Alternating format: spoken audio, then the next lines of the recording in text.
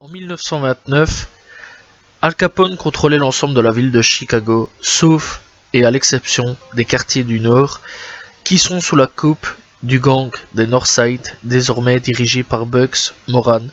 Salut tout le monde, aujourd'hui on se retrouve pour une nouvelle vidéo pour parler de l'histoire de Bugs Moran.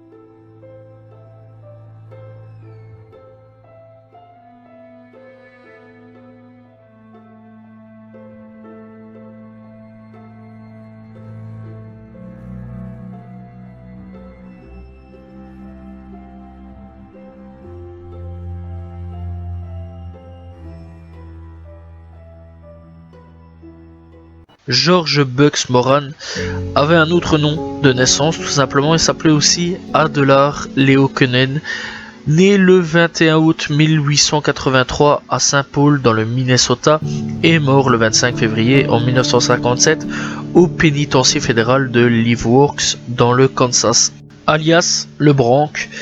Et donc c'est un gangster américain des bas-fonds de Chicago et l'un des adverses d'Al Capone et membre du gang des Northside.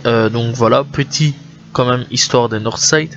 Donc c'est un gang qui a sévi de 1919 à 1935 et donc ils étaient l'organisation criminelle irlando-américaine, une branche de la mafia irlandaise tout simplement, les plus importantes de Chicago durant la période de la prohibition du début à la fin des années 1920 tout simplement, et l'empire s'étendait sur les quartiers Northside tout simplement de la ville de Chicago et était principalement adverse de l'organisation mafieuse de Johnny Torrio et Al Capone, plus tard connu comme l'Outfit de Chicago, une branche de la mafia américaine. Bref, il faut savoir quand même qu'il y a eu plusieurs parrains à la tête des Northside.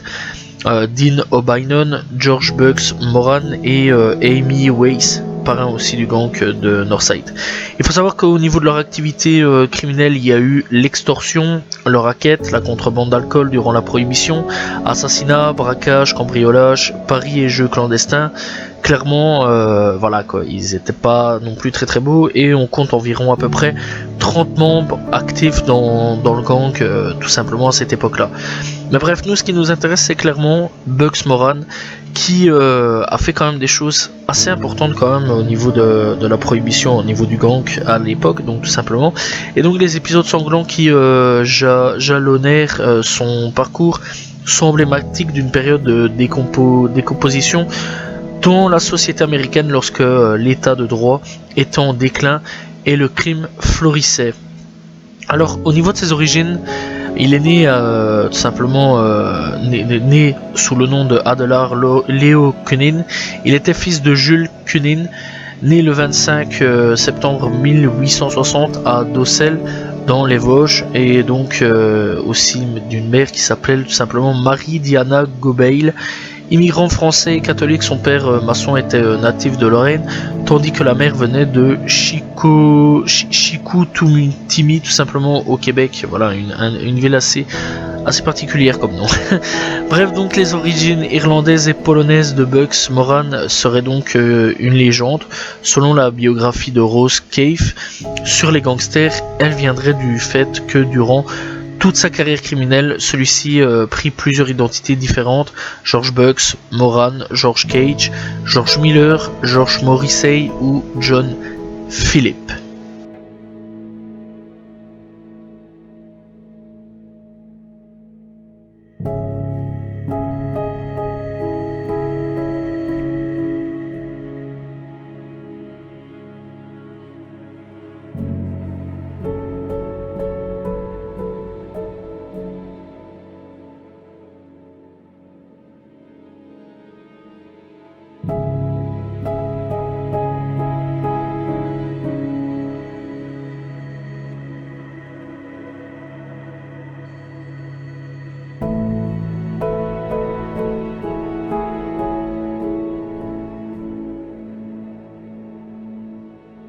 parlons un peu de ses diverses vocations criminelles tout simplement. Et donc George Moran fait ses premières armes dans les quartiers nord de Chicago, membre de diverses bandes. Il connaît leur prison à 3 reprises avant d'atteindre sa majorité. Le passage à tabac d'un tailleur abandonné, tout simplement bras et jambes brisés, pour avoir simplement dénigré ses origines étrangères, lui vaudra le surnom non usurpé de Bucks, donc le Bronc. Après tout ça, il se taille une réputation dans le contrebande d'alcool et l'organisation de jeux de dés. Tout simplement, sa carrière s'étoffe aux côtés de Dean O'Banion, chef du gang de Northside à cette époque-là. En 1924, donc on va un petit peu parler aussi de tout ça, donc Johnny Torrio jette l'éponge, tout simplement en 1924. O'Banion est assassiné par des hommes de main de Johnny Torrio.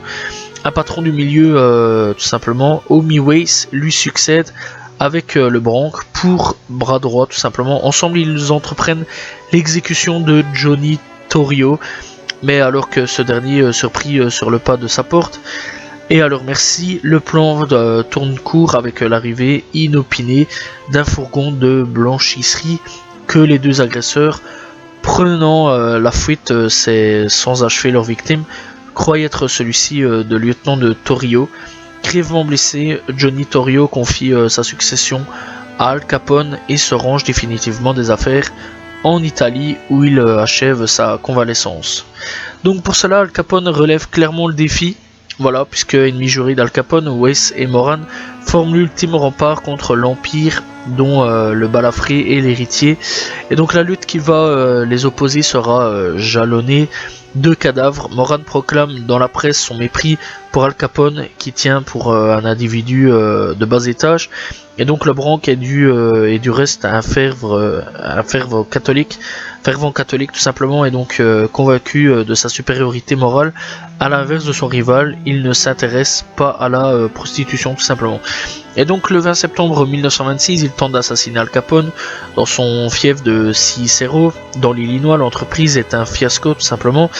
Et Al Capone s'en sort sans une égratignure. Et donc le 14 février 1929, au cours du fameux massacre de la Saint-Valentin, les hommes d'Al Capone déguisés en policiers abattent dans le dos les lieutenants de Moran. Celui-ci, arrivé en retard au rendez-vous, échappe de la mort vraiment de justesse.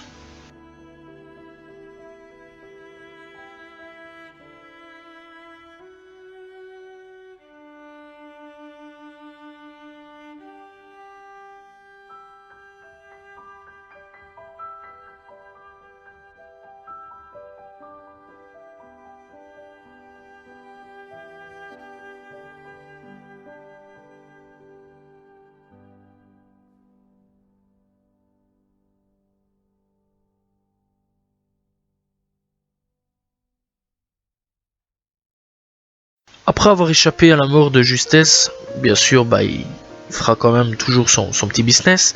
Simplement, une loi de 1933 met fin à la prohibition, entraînant le déclin des gangs de Chicago.